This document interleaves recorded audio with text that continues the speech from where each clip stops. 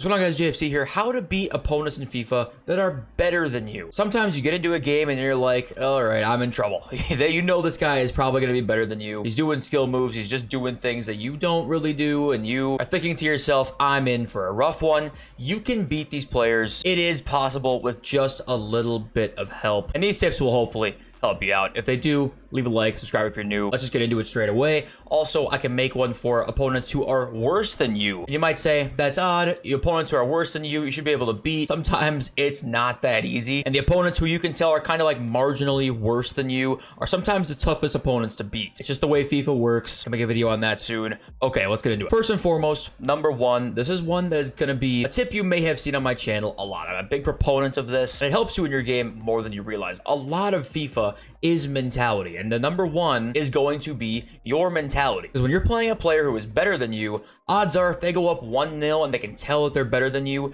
they might check out. Especially at 2-0, they're gonna check out of that game probably. And if you're not checked out, you instantly have evened the playing field. If all of a sudden you can make it 2-1, he probably still wasn't even checked into the game. Once it's 2-2, he might say, oh shit, okay, I gotta like focus up here. But once it's 2-2, it's obviously, it can be anybody's game at that point. I've lost a lot of games myself where I'm checked out at 2-0, I'm going for like skill goals, all of a sudden it ends up 2-2 and I'm like panicking, and I just have to concede one kind of like lone shitty goal, and all of a sudden I'm losing the game. That is one of the easiest ways to beat an opponent that you know is better than you, is by not getting checked out. And I know at 2-0, when you're going that many goals down and you know he's better than you might check out yourself. You have to try not to. If it's 3-0, 4-0, sure, back out and you tried and you gave it your all. But at 2-0, 1-0, don't check out, all right? You are instantly leveling the playing field when you do that. So I'm a big proponent of the fact that like when your mentality's on, you're giving it your best shot every single game. So I think for sure, number one, I want to get that across to you guys, is mentality. Number two is unpredictability. When you're playing somebody who's better than you or seems better than you,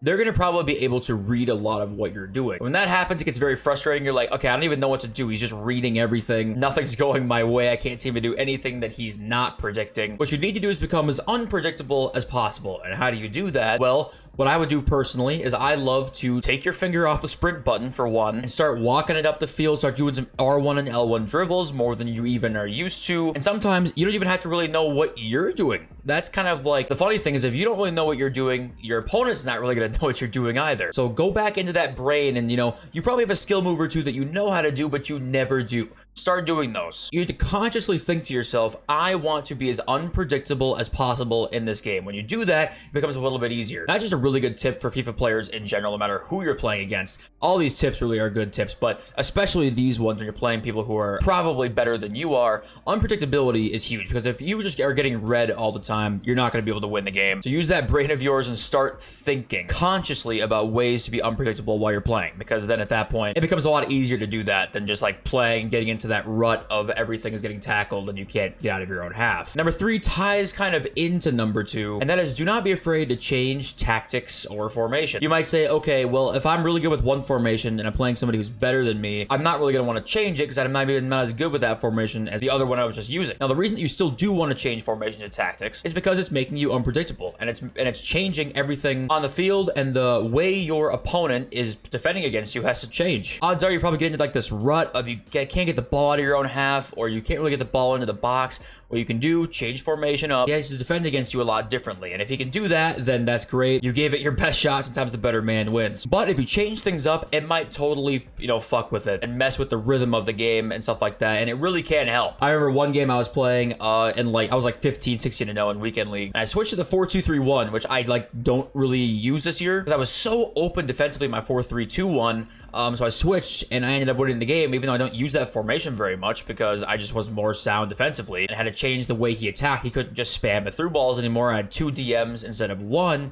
That kind of thing can really change things up. And a person who might be better than you but is checked out and isn't really, you know, on his best game, that's where you can come in and capitalize. Number 4 is don't be a copycat. You might say, what the heck does that mean? Well, a lot of times you get into a game, if a guy's like up 1-0 and is like doing a really good job and he's dominating the game, you're gonna want to copy what he's doing. Say he's launching through balls to Petr check, or he's, by the way, that's an insane sentence in Ultimate Team, but Say he's launching those through balls, or say he's offside trapping a lot and it's working. What you don't want to do is start doing those things because one, you've probably never done them before. It's not something you do often, so you don't want to do that. And three, it just might not work for you in general at all, just playing anybody. So if he starts spamming over the top through balls, don't do that yourself. Just play your game. Basically, what this tip can really be summed up as is play your game. Don't try and copy what they're doing because they're doing it well. After the game, you can say, okay, maybe I can try to implement that into my gameplay. And do that after. You don't want to do that in the middle of the game trying to implement things. You're just going to end up having a shit show of an attack or defense and end up losing, right? You want to worry about just playing your game while you're in the moment. And number 5 is just the sad reality of FIFA. It's not a guarantee that this is the only way to do it, but if you do use the meta of the meta players, you're giving yourself the best chance to beat players who are not quite as good as you. If you have Mbappe and Petr Cech up top, or say a team with a seasoned Erling Haaland, right? And you're playing against a guy who has a good team,